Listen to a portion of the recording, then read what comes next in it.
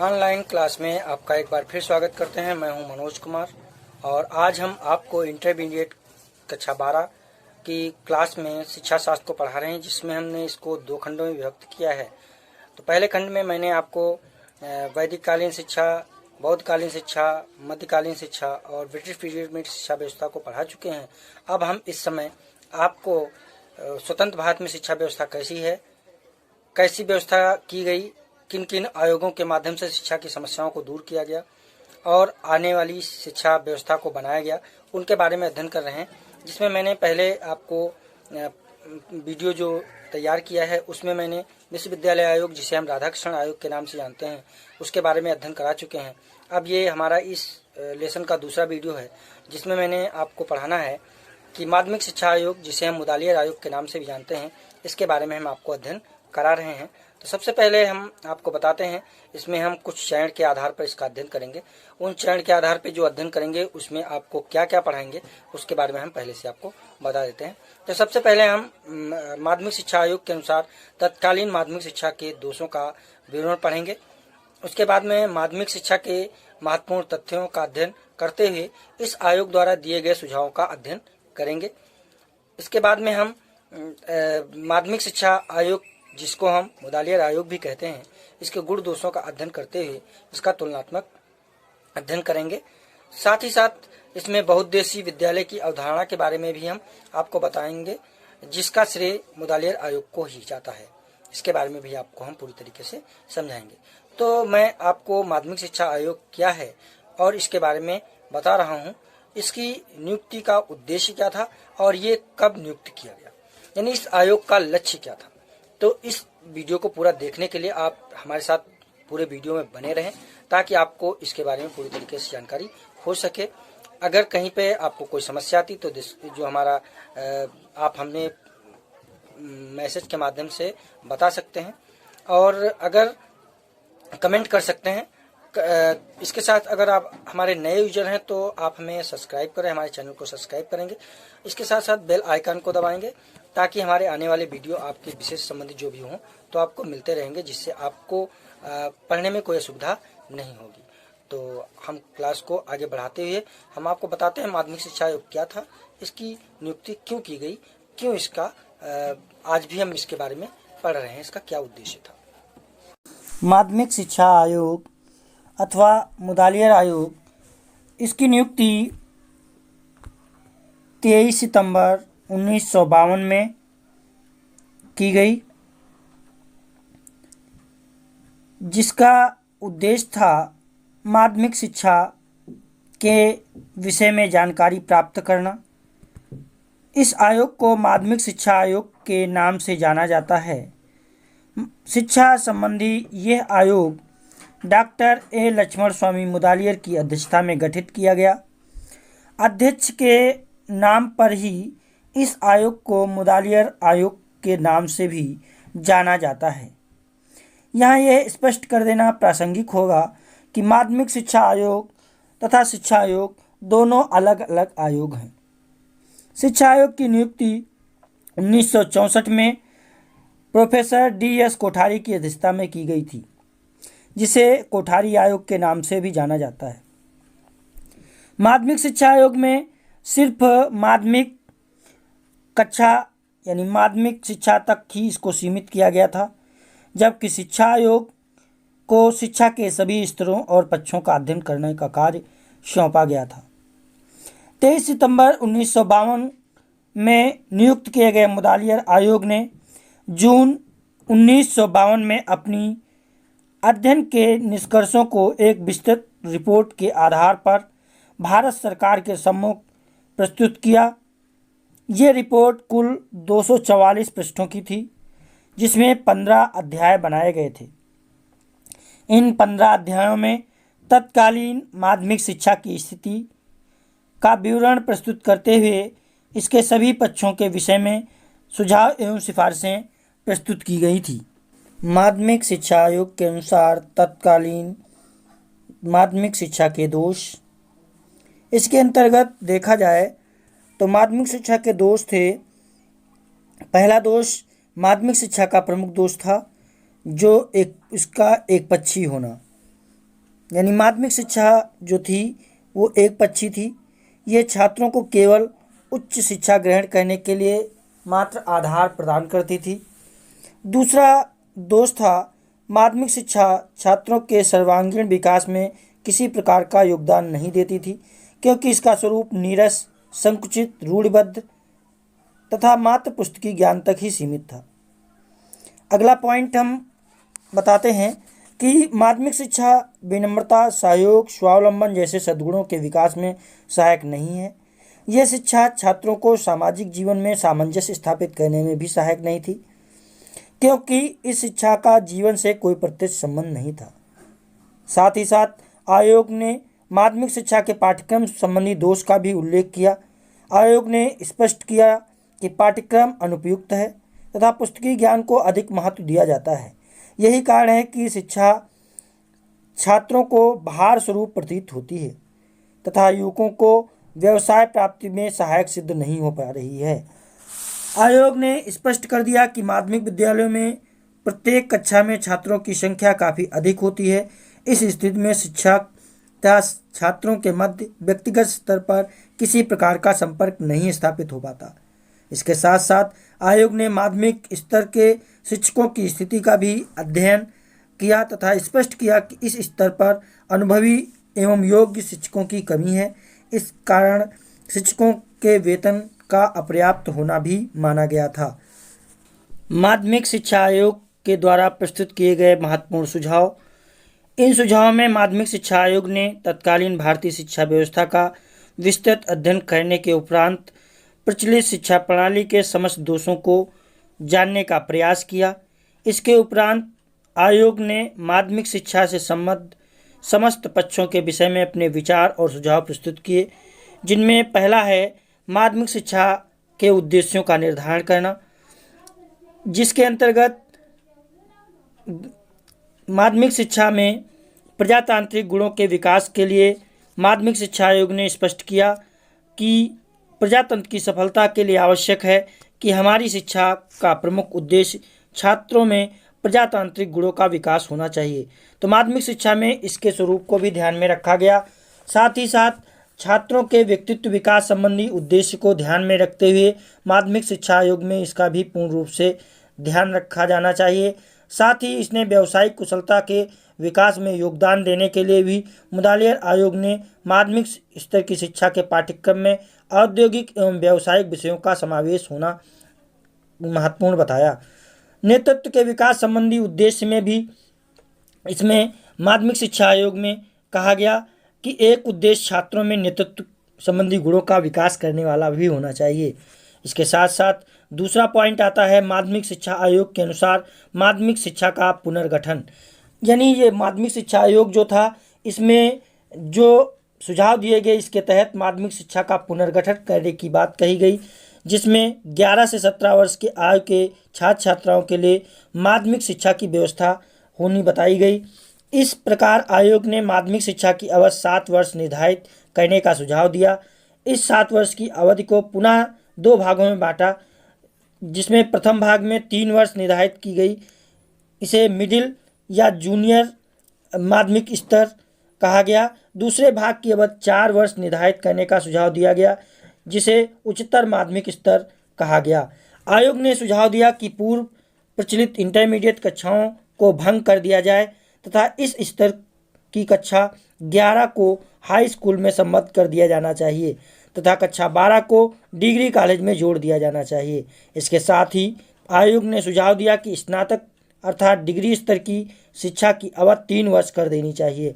Intermediate कॉलेजों में विश्वविद्यालयों में प्रवेश लेने वाले छात्रों के लिए अलग से 1 वर्ष पूर्व विश्वविद्यालय कोर्स की व्यवस्था की जानी चाहिए। आयोग ने नवीन शैक्षिक संगठन के अंतर्गत सुझाव दिया कि बहुउद्देशीय स्कूल स्कूल जो होते हैं वो ऐसे स्थापित किए जाने चाहिए। इन स्कूलों में छात्रों की भिन्न भिन्न रुचियों और योग्यताओं तथा उद्देश्यों के अनुसार भिन्न भिन्न पाठ्यक्रम शिक्षा की सुविधा उपलब्ध होनी चाहिए। आयोग ने देश में ग्रामीण क्षेत्रों में कृषि शिक्षा को प्राथमिकता देने वाले विद्यालयों की स्थापना का भी सुझाव दिया। इन कृषि प्रधान विद्यालयों में मुख्य रूप से उद्यान विज्ञान, पशुपालन, कुटीर उद्योग धंधों की समुचित शिक्षा की व्यवस्था करने का सुझाव भी दिया गया। माध्यमिक स्तर पर भाषाओं के अध्ययन संबंधी सुझाव। इसमें देखा जाए तो शिक्षा के क्षेत्र में भाषा का विशेष महत्वपूर्ण स्थान होता है।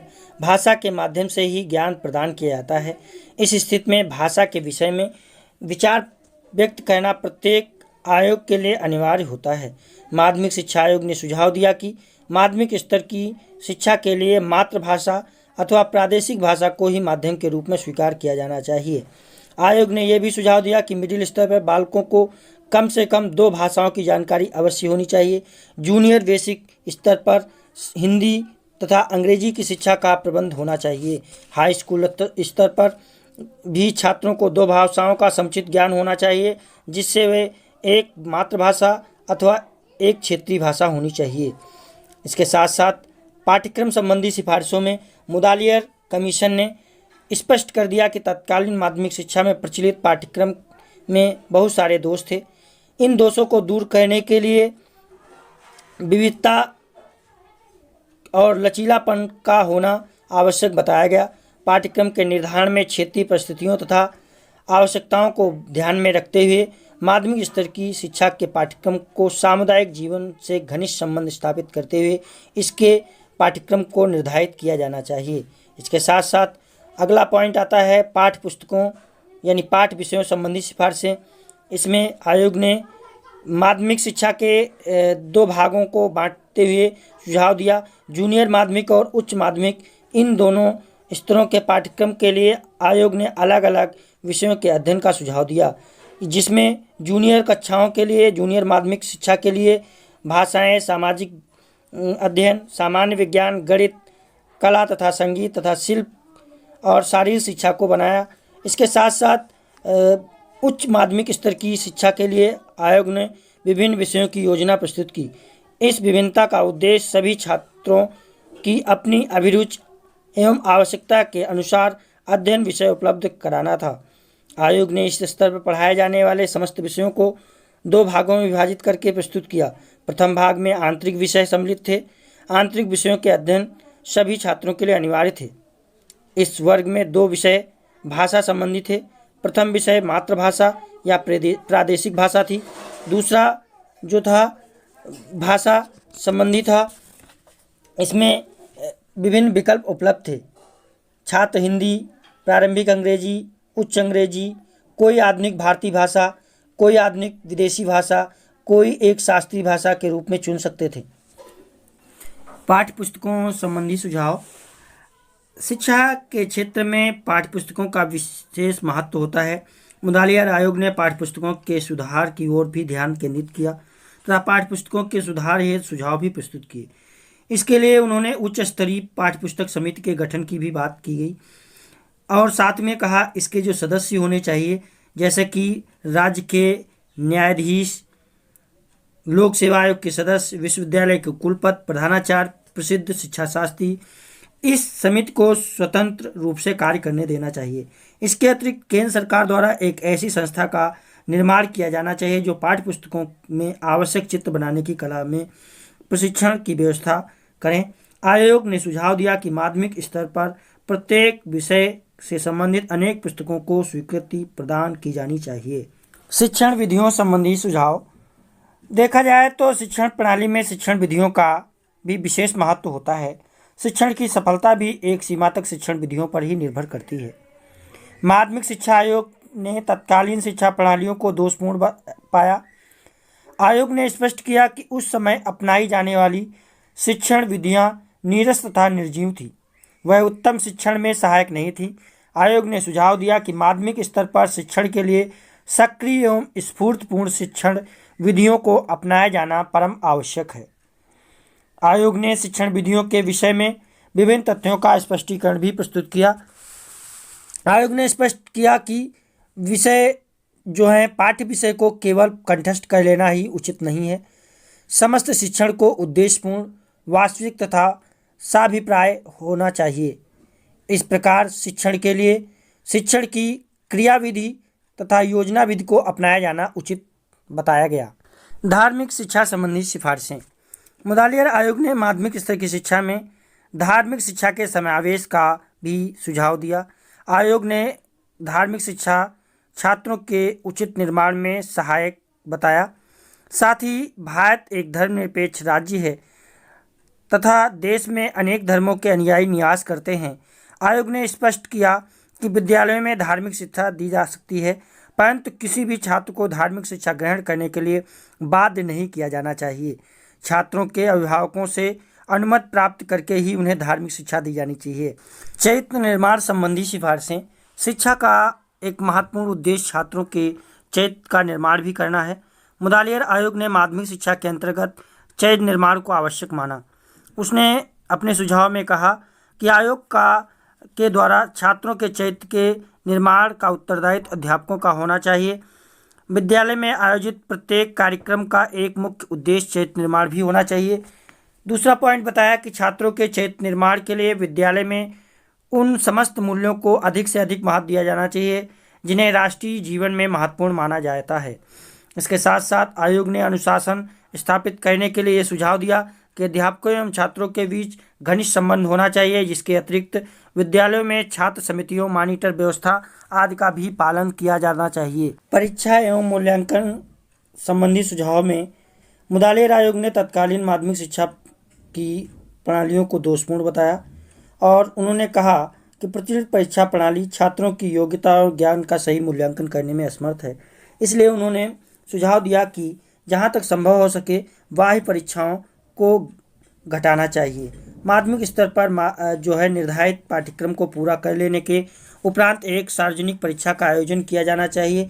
मूल्यांकन में पक्षपात और पूर्वाग्रह आदि संबंधी जो त्रुटियां हैं उनसे बचने के लिए वस्तुनिष्ठ प्रश्नों को प्राथमिकता दी जानी चाहिए। अध्यापकों की स्थिति में सुधार संबंधी सुझाव। माध्यमिक शिक्षा आयोग ने स्पष्ट किया कि तत्कालीन जो विद्यालयों में शिक्षकों की स्थिति है संतोषजनक नहीं है। उन्हें ना तो पर्याप्त वेतन दिया जाता है, ना ही उनके कार्य करने की दशाएं भी उत्तम हैं। आयोग ने अनुभव किया कि शिक्षकों की दशा में अनिवार्य रूप से सुधार होना चाहिए। इस दिशा में प्रयास करने के लिए आयोग ने बहुत सारे सुझाव प्रस्तुत किए। शिक्षक प्रशिक्षण संबंधी सिफारिशें। मुदालियर आयोग ने भारत में एक नितांत भिन्न एवं नई माध्यमिक शिक्षा प्रणाली को लागू करने की योजना प्रस्तुत की। इस स्थिति में आयोग ने अनुभव किया कि नई शिक्षा प्रणाली को सफलतापूर्वक लागू करने के लिए विशिष्ट प्रशिक्षण प्राप्त अध्यापक भी आवश्यक हैं। अतः आयोग ने शिक्षक प्रशिक्षण के विषय में कुछ उपयोगी सुझाव प्रस्तुत किए। इनमें कहा गया, आयोग ने सुझाव दिया कि माध्यमिक स्तर में संबंधित शिक्षकों के प्रशिक्षण के लिए 2 प्रकार की संस्थाएं स्थापित की जानी चाहिए। प्रथम प्रकार की शिक्षण संस्थाएं उन व्यक्तियों के लिए होनी चाहिए जो उच्चतर माध्यमिक शिक्षा प्राप्त हों। इन संस्थाओं में 2 वर्ष के प्रशिक्षण की व्यवस्था होनी चाहिए। द्वितीय प्रकार की प्रशिक्षण संस्थाओं में उन व्यक्तियों को शिक्षण दिया जाना चाहिए जो स्नातक हों। शैक्षिक प्रशासन संबंधी सिफारिशें। मुदालियर आयोग ने माध्यमिक शिक्षा प्रणाली को सुधारने अथवा अधिक उपयोगी बनाने के लिए शैक्षिक प्रशासन को अधिक प्रभावशाली बनाने पर भी जोर दिया। उन्होंने कुछ सिफारिशें प्रस्तुत की। उन्होंने कहा कि आयोग ने सुझाव दिया कि शिक्षा संबंधी समस्याओं पर विचार करने के लिए उपयुक्त योजनाएं बनाने के लिए केंद्र तथा राज्यों में अलग एक समिति गठित की जानी चाहिए। आयोग ने सुझाव दिया कि एक 25 सदस्यों वाली माध्यमिक शिक्षा परिषद का गठन किया जाना चाहिए जिसकी अध्यक्षता शिक्षा संचालन द्वारा होनी चाहिए। इस परिषद का मुख्य कार्य माध्यमिक शिक्षा से संबंधित नीतियों का निर्धारण करना होना चाहिए। इस परिषद द्वारा एक उप समिति भी गठित करने का सुझाव दिया गया जो परीक्षाओं की व्यवस्था से संबंधित होनी चाहिए। इसके साथ साथ आयोग ने एक अलग से शिक्षक प्रशिक्षण परिषद स्थापित करने का भी सुझाव दिया। इस परिषद का मुख्य कार्य शिक्षकों के प्रशिक्षण की समुचित व्यवस्था करना था। इसके साथ साथ सरकार द्वारा नियुक्त विद्यालय निरीक्षकों को निर्देश दिया गया कि वे विद्यालयों की समस्याओं का पूरा ध्यान रखें तथा उनसे संबंधित रिपोर्ट व सुझाव शैक्षिक प्रशासन को देते रहें। इस प्रकार देखा जाए तो माध्यमिक शिक्षा आयोग यानी जिसे मुदालियर आयोग कहते हैं, इसने अपनी सिफारिश में माध्यमिक शिक्षा को उच्च कोटि का बनाने पर बहुत अधिक जोर दिया जिससे जो नीरसता थी उस नीरसता को दूर किया जा सके। माध्यमिक शिक्षा आयोग जिसे मुदालियर आयोग कहते हैं, इस आयोग का तटस्थ मूल्यांकन करने के लिए हम इसके गुण और दोषों को जानेंगे। सबसे पहले आयोग के गुण देखते हैं। तो मुदालियर आयोग ने माध्यमिक शिक्षा के संदर्भ में एक सर्वथा नवीन दृष्टिकोण को अपनाया। इस दृष्टिकोण से शिक्षा के पुनर्गठन के लिए अत्यधिक उपयोगी सुझाव प्रस्तुत किए। आयोग ने स्वतंत्र भारत के छात्रों के लिए लोकतांत्रिक गुणों को अत्यधिक आवश्यक माना तथा छात्रों के चरित्र निर्माण एवं अनुशासन को भी प्राथमिकता प्रदान की। धार्मिक एवं नैतिक शिक्षा पर भी बल देने का उद्देश्य था। साथ ही साथ आयोग की सिफारिशों के आधार पर एक उल्लेखनीय विशेषता यह भी है कि इसने माध्यमिक स्तर पर कृषि शिक्षा को अतिरिक्त महत्व प्रदान किया। भारत जैसे कृषि प्रधान देश के लिए ये आवश्यक था। आयोग ने माध्यमिक शिक्षा के स्तर पर प्रौद्योगिकी शिक्षा को भी प्रोत्साहन दिया। साथ ही देश के विकास में औद्योगिकरण के लिए इसका विशेष महत्व समझा जाता है। आयोग द्वारा दिए गए शिक्षक प्रशिक्षण संबंधी सुझाव भी सराहनीय है। वास्तव में शिक्षा के सर्वांगीण विकास के लिए शिक्षकों को प्रशिक्षित होना आवश्यक होता है। साथ ही साथ आयोग द्वारा परीक्षा प्रणाली में सुधार करने के लिए जो प्रयास किए गए वो भी सराहनीय रहे। आयोग द्वारा निर्देशन व परामर्श की व्यवस्था का सुझाव अपने आप में विशेष महत्वपूर्ण है। इस व्यवस्था से शिक्षा के उद्देश्यों को प्राप्त कर लेना सफल होता है। इस प्रकार देखा जाए तो इसके गुण बहुत महत्वपूर्ण हैं। गुणों के साथ साथ हम इसके दोषों को भी जान लेना आवश्यक होगा। तो दोषों में देखा जाए, कुछ आलोचकों का कहना है कि आयोग द्वारा प्रस्तुत किए गए सुझाव पर्याप्त नहीं है, इनकी पुनरावृत्ति हुई है। आलोचकों द्वारा यह भी कहा गया कि आयोग द्वारा शैक्षिक प्रशासन के विषय में जो विचार प्रस्तुत किए गए हैं वो पर्याप्त नहीं है, ये भी अपूर्ण प्रतीत होते हैं। आयोग ने बालिकाओं की शिक्षा के लिए कोई महत्वपूर्ण सुझाव नहीं दिया है, ये भी एक इस आयोग की कमी है, जिसके लिए इसे पूर्ण शिक्षा के रूप में माना नहीं जा सकता है, जबकि बालिकाओं के शैक्षिक विकास के लिए ऐसा होना जरूरी था।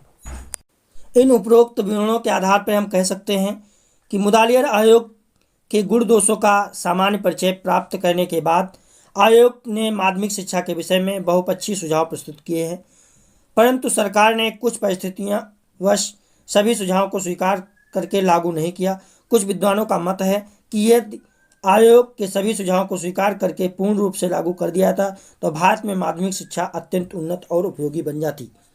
बहुउद्देशीय विश्वविद्यालय की अवधारणा। स्वतंत्र भारत में शिक्षा की प्रगति, विकास एवं उपयोगिता में वृद्धि करने के लिए अनेक प्रयास किए गए।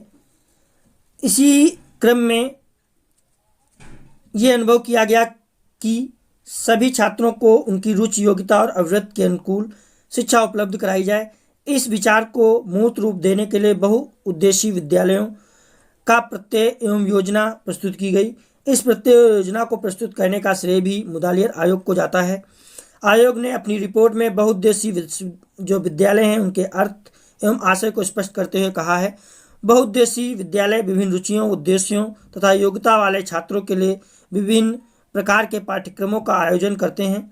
इस प्रकार के विद्यालयों के द्वारा छात्र अपनी प्रकृति प्रदत्त योग्यताओं, अभिरुचियों तथा अभिनीतियों का उपयुक्त विकास कर सकेंगे। इसके लिए इन विद्यालयों की स्थापना के लिए मुख्य उद्देश्य दिए गए। वो उद्देश्य इस प्रकार थे। इन विद्यालयों की स्थापना का मुख्य उद्देश्य छात्रों के सर्वांगीण विकास के लिए प्रयास करना था। दूसरा पॉइंट आता है छात्रों को विभिन्न शिल्प कौशलों संबंधी शिक्षा प्रदान करना। तीसरा पॉइंट है छात्रों को सामाजिक एवं रचनात्मक कार्यों के प्रति अवगत कराना तथा समुचित शिक्षा प्रदान करना। छात्रों को इस प्रकार निर्देशन देना कि वो अपनी योग्यता एवं क्षमता के आधार पर राष्ट्र निर्माण के लिए इस्तेमाल कर सके। इस हिसाब से देखा जाए तो मुदालियर आयोग ने बहुउद्देशीय विद्यालयों के महत्व को निम्न रूप से वर्णित किया है, जिसमें कहा कि आयोग ने कहा बहुउद्देशीय विद्यालय जो हैं वो छात्रों में विकसित होने वाले अनावश्यक भेदभाव एवं अंतर को समाप्त करने में सहायक होंगे। ये विद्यालय छात्रों में हीनता की भावना के विकास को भी रोकेंगे। साथ ही ये विद्यालय प्रजातांत्रिक व्यवस्था के लिए आवश्यक गुणों के विकास में योगदान भी प्रदान करेंगे। साथ ही साथ ये विद्यालय छात्रों को अपनी रुचि, योग्यता, क्षमता के अनुरूप पाठ विषय चुनने का अवसर प्रदान करते हैं। बहुउद्देशीय विद्यालय देश की सामाजिक, औद्योगिक, राजनीतिक आवश्यकताओं की पूर्ति में सहायक है। बहुउद्देशीय विद्यालय छात्रों को उनके मनोवैज्ञानिक योग्यताओं के अनुसार शिक्षा प्रदान करने में भी सफल होते हैं। इन विद्यालयों की शिक्षा व्यवस्था सामाजिक एकता के विकास में सहायक होती है। इससे जाति भेदभाव मिटते हैं तथा सामुदायिक एकता प्रबल होती है। अभ्यास प्रश्न। तो पहला प्रश्न है, माध्यमिक शिक्षा आयोग की स्थापना किस सन में की गई? इसका भी आपको उत्तर देना है कमेंट बॉक्स में। दूसरा प्रश्न है, माध्यमिक शिक्षा आयोग के अध्यक्ष कौन थे? तीसरा प्रश्न है, माध्यमिक शिक्षा आयोग को अन्य किस नाम से जाना जाता है? ये आप 3 प्रश्न जो हैं इनके उत्तर आप कमेंट बॉक्स में हमें अवश्य देंगे।